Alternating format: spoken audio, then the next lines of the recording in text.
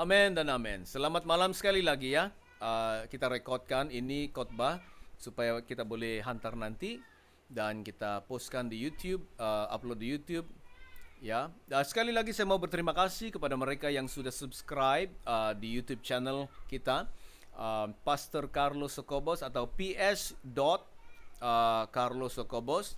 Ya, dan boleh Anda kirimkan, sharekan kepada teman-teman, keluarga Anda supaya mereka juga boleh subscribe dan supaya mereka akan menerima notification saat kita uploadkan video-video firman Tuhan, khotbah, dan mereka akan dapat didorong dan makin mendekat kepada Tuhan dan belajar firman Tuhan. Amin dan amin.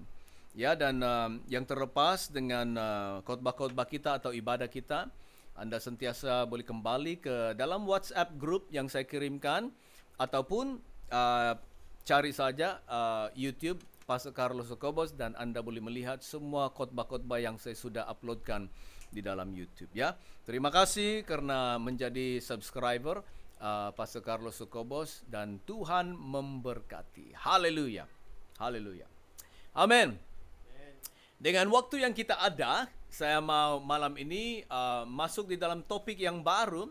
Kita masih lagi di dalam Efesus 6 dan kita akan baca kembali lagi Efesus 6 dari ayat 14 hingga 18. Tapi kita masih lagi di dalam lapangan atau di dalam topik ini, menang di dalam peperangan Kristen, ya. Dan kita sudah bahaskan banyak perkara di dalam topik inilah, di dalam series ini.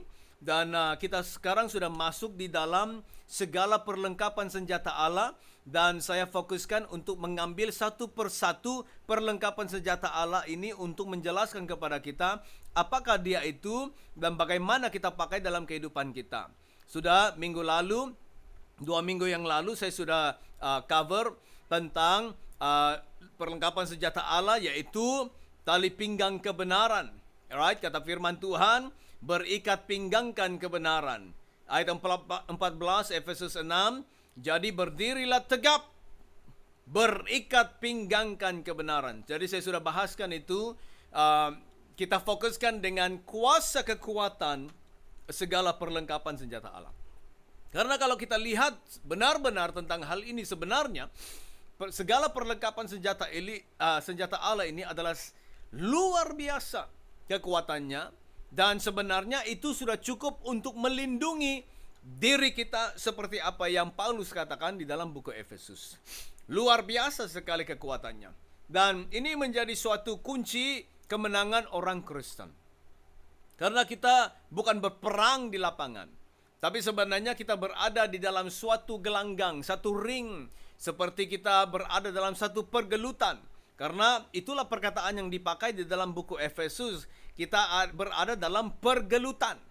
Ya, musuh datang kepada kita dan bergelut kepada kita dengan segala kelicikannya, segala tipu dayanya untuk menjatuhkan kita.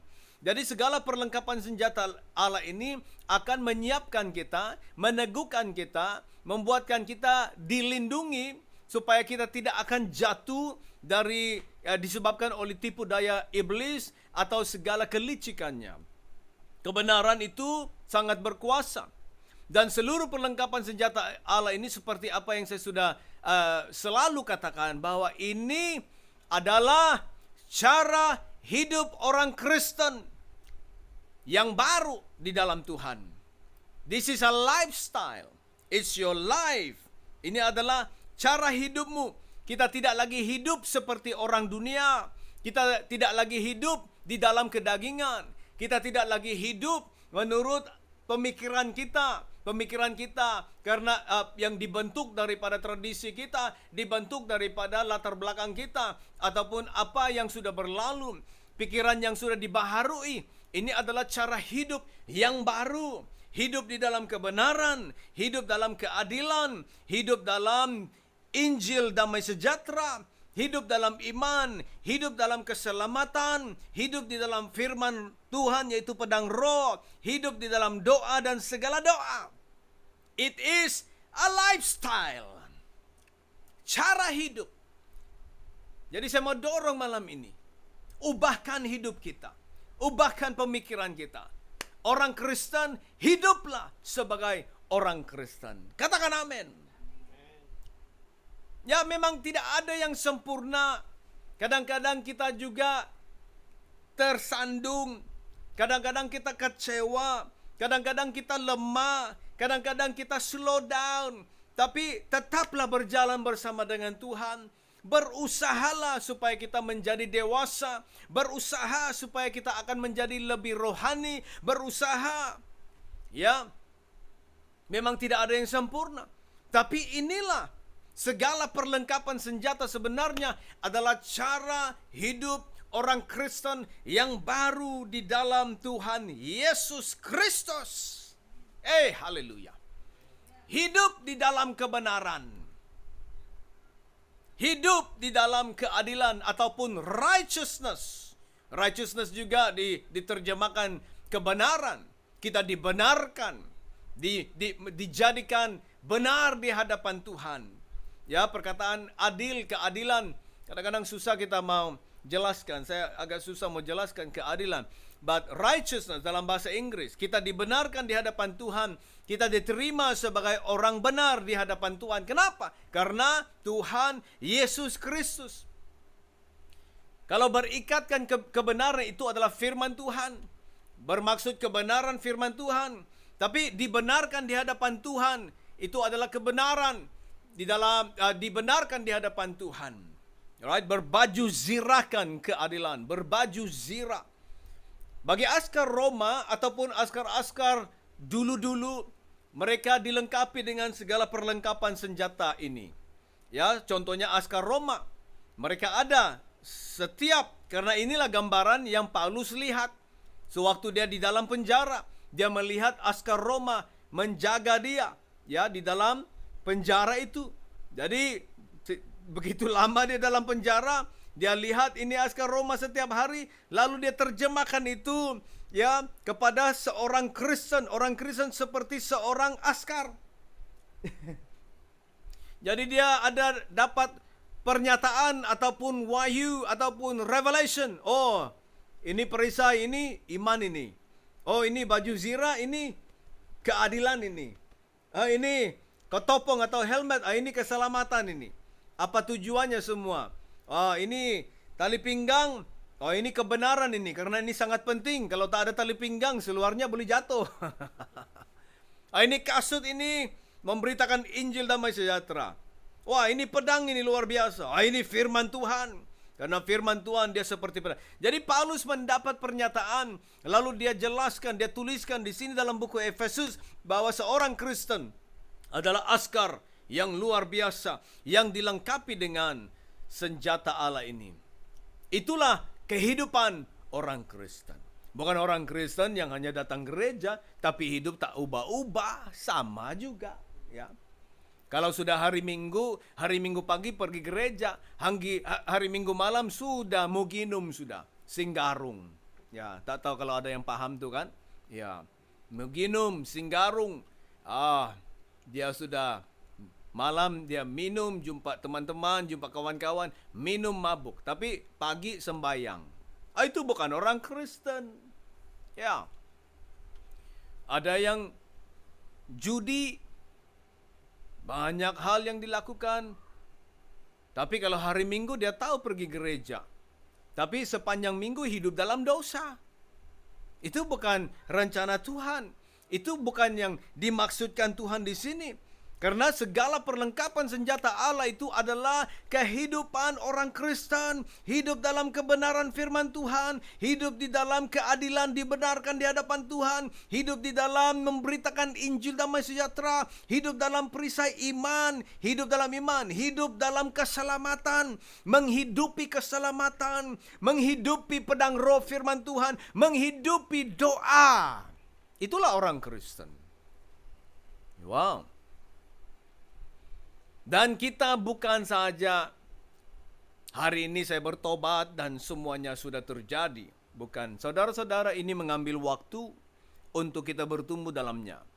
Ini mengambil waktu untuk kita dibentuk di dalamnya. Doa. Bukannya kita ikut seminar tentang doa hari ini, langsung kita tahu bagaimana berdoa atau hidup dalam doa. Saudara-saudara, hidup di dalam doa adalah kehidupan yang dibentuk.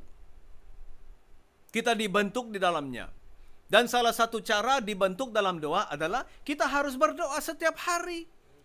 Kadang-kadang kita malas bangun, tapi kita harus berdoa. Kalau kita tidak berdoa, kita tidak akan dibentuk. Ya? Kalau ada orang itu mau jadi seorang olahraga ataupun atlet, dia mau jadi perenang dunia, ya mau jadi perenang dunia. Tapi dia hanya angan-angan, hanya mimpi-mimpi, duduk di sana saja, tengok TV, dia bilang, wah saya akan jadi perenang dunia nomor 1. Tapi dia tidak pernah pergi ke kolam atau pergi ke laut untuk berenang. Bagaimana dibentuk? Saat dia ikut Olimpik, dia terjun, dia tenggelam, bukan dia berenang. Kita dibentuk. Seorang olahraga itu, atlet itu kalau dia mau jadi perenang, dia harus disiplin untuk pergi kolam untuk berenang. Yang menjadi atlet Olimpik itu mereka buat setiap hari. Berjam-jam setiap hari. Bukannya sekali seminggu. Bukannya hanya berenang 1 kali, 2 kali pulang. Berjam-jam dia disiplin, dibentuk dia. Sama juga dengan yang main sepak bola atau bola sepak. Malaysia bilang bola sepak, Indonesia bilang sepak bola. Ya. Football, soccer, badminton, apa saja namanya olahraga ataupun di sini dipanggil sukan. Ya. Basketball, ya, karate, judo, taekwondo, itu dibentuk. Bertahun-tahun dia dibentuk. Ada yang mula dari kecil, umurnya kecil, dia sudah buat hal itu sampai dia besar. Lalu sewaktu dia umur 20-an, masuk Olimpik, dia tahu, dia dibentuk, dia ada stamina, dia ada kekuatan, dia tahan, ada ketahanan. Di dalam kekristenan, sama juga saudara-saudara. Menjadi askar Kristus, kita harus mula dari awal. Harus konsisten. Harus tekun, harus tetap.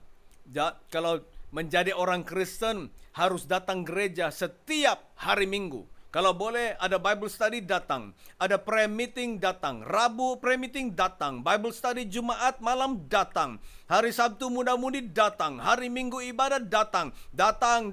Ada cell group, datang. Ada kebaktian rumah tangga, datang. Ada seminar, datang. Konferensi, datang.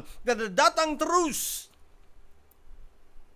Setelah itu kita akan melihat bahwa kita sudah bertumbuh dan dibentuk di dalamnya. Haleluya. Dibentuk saudara-saudara. Saya belum lagi masuk khotbah saya. Tapi saya mau dorong kita. Ini satu realitas dalam kehidupan Kristen. Untuk menjadi orang Kristen yang teguh, menjadi askar atau laskar Tuhan Yesus Kristus, kita harus konsisten. Teguh, tekun, konsisten. Baca Alkitab konsisten. Setiap hari. Selalu baca firman Tuhan. Bukan kita menjadi orang Kristen, oh saya bertobat, saya dibaptis, lalu pulang rumah, tengok Alkitab, waduh saya jatuh cinta dengan Alkitab. Lalu suka baca firman Tuhan setiap hari. Bukan saudara-saudara. Ada waktu kita baca Alkitab, kita jadi boring juga. Saya terus terang. Kalau saya baca Alkitab, hari-hari saya baca Alkitab, ada waktu saya malas juga. Ada waktu saya juga boring, bosan juga. Tapi saya beritahu diri saya, baca. Kadang-kadang penat, mau tidur, ngantuk. Baca, saya beritahu diri saya, baca dulu, baca. Belum habis baca. 1 jam, sambung lagi. 1 jam setengah, sambung lagi, masih kurang. Saya beritahu diri, baca.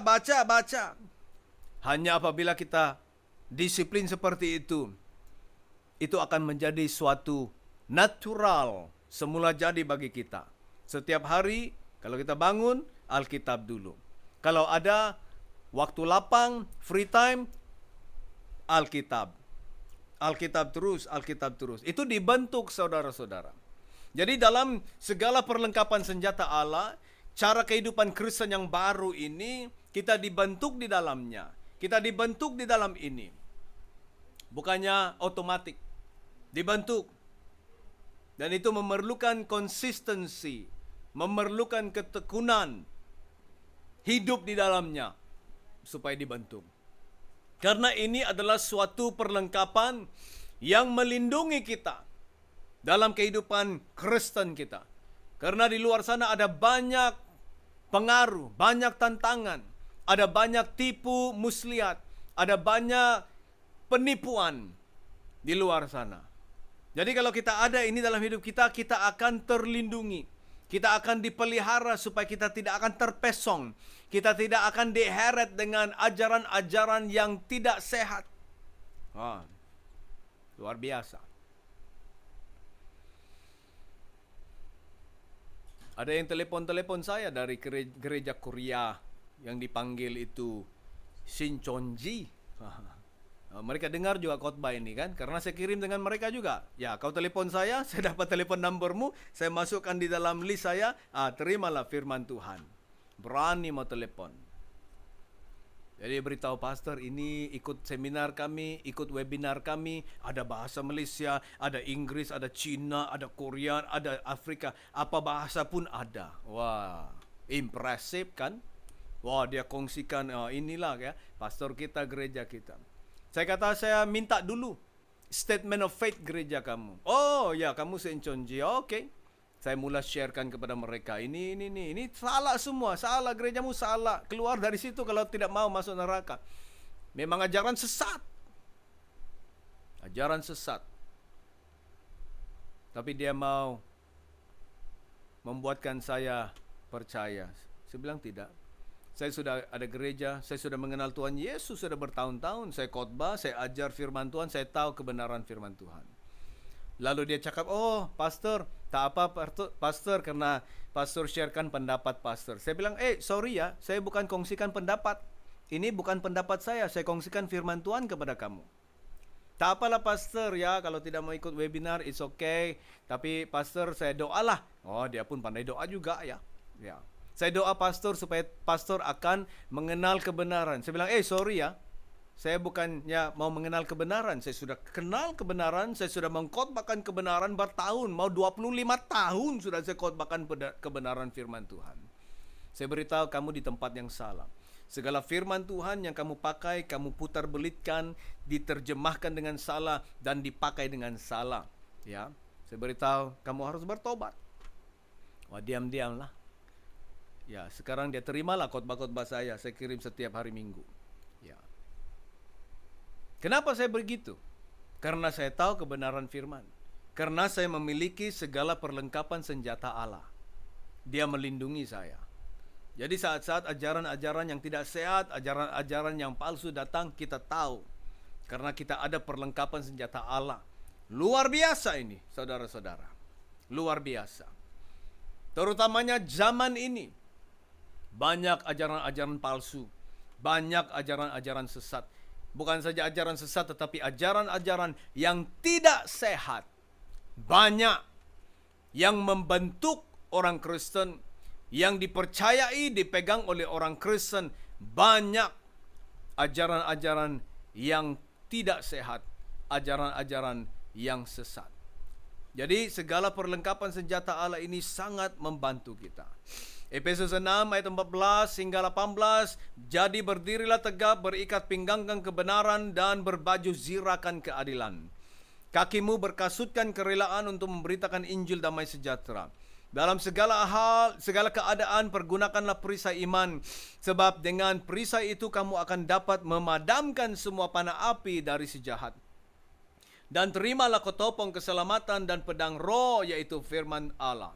Dalam segala doa dan permohonan, berdoalah setiap waktu di dalam roh, dan berjaga-jagalah di dalam doamu itu dengan permohonan yang tak putus-putusnya untuk segala orang kudus. Haleluya. Oh, banyak yang mau dikongsikan sini, saudara. Tapi malam ini saya sangat mau kongsikan itu kepada saudara-saudara. Kebenaran atau dibenarkan di hadapan Allah menjadi suatu perisai di dalam kehidupan kita. Biar saya kembali di sana dan saya mau tutup dengan ini ya. Karena cepat sekali waktu yang kita ada. Wow, cepat sekali. Ada dua firman Tuhan di dalam Alkitab. Satu perjanjian baru, satu perjanjian lama. Yang juga memberitahukan kita bahwa keadilan itu atau righteousness dibenarkan di hadapan Allah itu adalah suatu perisai, suatu dia baju zirah atau suatu perlindungan. It's a breastplate. Righteousness is a breastplate. 1 Korintus 6 ayat 7. 1 Korintus 6 ayat 7 katanya dalam pemberitaan kebenaran dan kekuatan Allah dengan menggunakan senjata keadilan. Jadi keadilan itu ataupun dibenarkan di hadapan Allah itu adalah satu senjata untuk menyerang ataupun untuk membela. Untuk menyerang ataupun untuk membela, maksudnya melindungi. Yesaya 59 ayat 17, ia mengenakan keadilan sebagai baju zirah dan ketopong keselamatan ada di kepalanya. Ia mengenakan pakaian pembalasan dan menyelubungkan kecemburuan sebagai jubah. Baju zirah ini dalam satu askar itu melindungi hadapan seorang askar dan di belakangnya. Sebenarnya bukan di depan saja yang dilindungi, tapi baju zirah ini dimasukkan ya menjadi suatu perlindungan di hadapan ini dan di belakang. Ya, melindungi hati, jantung, ya, dada seseorang askar itu dan juga di belakang kadang-kadang karena kalau dia dikejar kan ada panah yang dilepaskan dan kadang-kadang kalau baju zirah di belakang itu ada terbuka, ada koyak tidak diikat dengan baik-baik, kadang-kadang panah akan masuk dan membunuh seorang askar itu. Jadi dibenarkan di hadapan Allah itu menjadi suatu baju zirah bagi kita, melindungi hati kita, melindungi belakang kita. Dia satu perlindungan yang sangat luar biasa. Ya, mungkin minggu depan saya akan jelaskan apa itu keadilan ataupun dibenarkan di hadapan Allah. Made righteous before God. Dan ini semuanya terjadi karena Yesus. Kita dibenarkan menjadi benar di hadapan Allah, dianggap orang yang tidak berdosa di hadapan Allah karena Yesus mati di kayu salib. Yesus menjadi dosa bagi kita. Yesus menerima segala kesengsaraan, penghakiman dosa kita yang harus dihakimi, tapi Yesus mengambil itu di atas dirinya dan dia mati di kayu salib bagi kita supaya kita dibenarkan di hadapan Allah. Kita dibenarkan bukan karena perbuatan baik kita. Dan dengar nih saudara-saudara, sebelum kita tutup ya. Banyak orang Kristen hari ini melakukan banyak amalan. Melakukan pekerjaan baik. Ini, itu. Karena di dalam pemikiran mereka, kalau saya lakukan perkara baik, atau saya melakukan banyak kerja amal, saya akan dibenarkan. Ya, ada orang pergi gereja karena dalam pikirannya adalah kalau saya pergi gereja, saya akan dibenarkan. Ada orang dia ikut pelayanan, dia tolong orang, dia bantu orang miskin, dia memberi sedekah, dia berbuat kerja amal karena dalam pikiran dia adalah kalau saya lakukan semuanya ini, saya akan dibenarkan oleh Tuhan. Saya diampuni, saya diterima oleh Tuhan. Itu salah saudara-saudara. Sebenarnya kita melakukan pekerjaan baik karena kita telah dibenarkan. Karena kita telah diampuni. Kita telah dibebaskan. Jadi secara otomatis kita akan melakukan pekerjaan baik. Kita melakukan kerja amal bukan karena supaya kita dibenarkan, tapi kita telah dibenarkan. Kita dikuduskan oleh Tuhan. Kita diampuni. Kenapa? Karena Tuhan Yesus Kristus. Bukan karena apa yang saya lakukan.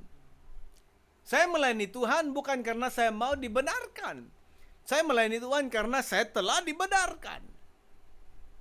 Ya, tidak ada apa-apa yang saya boleh lakukan untuk saya dibenarkan oleh Tuhan. Tidak ada. Itulah Yesus datang karena Yesus yang melakukan semuanya bagi kita. Yesus yang menggenapi firman Tuhan. Dia menjadi korban bagi kita. Ya. Dialah yang menggenapi, memuaskan segala apa yang Tuhan mau. Jadi banyak orang Kristen di luar sana salah mereka punya kehidupan. Ya, banyak itu yang datang hari Minggu. Hari Isnin sampai hari Sabtu mereka hidup dalam dosa, hidup dalam dunia. Tapi hari Minggu dia datang gereja karena dia bilang hari Minggu saya harus bertobat, saya harus buat pengakuan supaya saya dibenarkan. Oh, tak boleh saudara-saudara. Itu macam seperti kita main-mainkan Tuhan. Hari Isnin sampai hari Minggu kita tidak ingat Tuhan, kita tidak hidup bagi Tuhan, kita hidup dalam dosa. Lalu hari Minggu bilang, saya datang untuk saya buat pengakuan.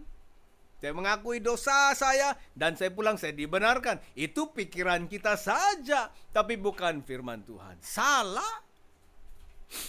Salah. Sebenarnya kalau kita jadi orang Kristen, kita benar-benarlah hidup sebagai orang Kristen, hidup kudus. Hidup diasingkan dari dunia. Itulah orang Kristen. Saudara-saudara, kalau kita masih lagi orang Kristen yang berpikir hari Minggu kita sembahyang supaya dibenarkan, itu salah. Dari firman Tuhan itu salah. Kita tidak mengerti apa itu pembenaran di hadapan Tuhan, dibenarkan di hadapan Tuhan. Kita tidak mengerti pekerjaan Yesus, kita tidak mengerti korban Tuhan Yesus, kita tidak mengerti darah Yesus dicurahkan, kita tidak mengerti Yesus mati di kayu salib, dikuburkan dan bangkit kembali. Kita tidak mengerti Yesus memikul segala dosa kita dan kesengsaraan kita. Kita tidak mengerti bilur-bilur Yesus, kita tidak mengerti. Karena kita masih berpikir bahwa kita boleh melakukannya dengan diri sendiri. Oh, biarlah saya hidup dosa hari Isnin sampai hari Sabtu. Yang penting hari Minggu saya buat pengakuan. Itu salah. Tetap masuk neraka, saudara-saudara.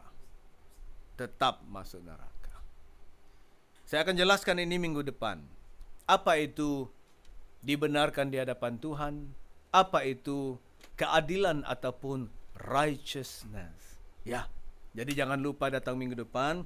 Jangan lupa juga kalau boleh undang teman-teman kita untuk mendengar firman Tuhan. Ini sangat memerdekakan.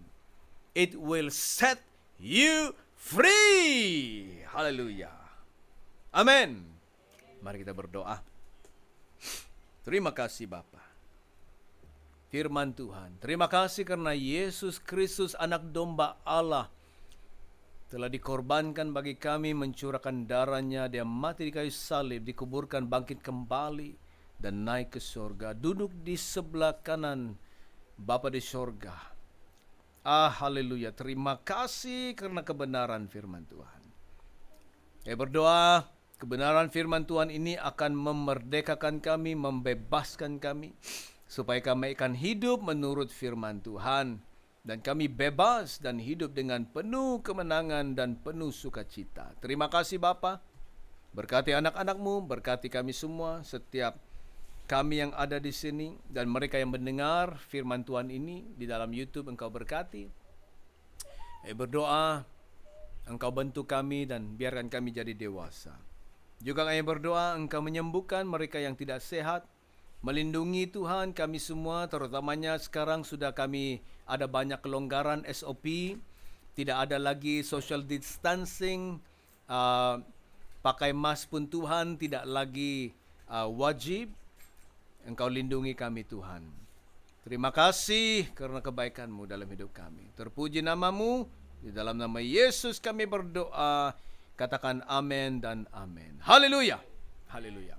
Tuhan berkati. Kita jumpa minggu depan. Shalom.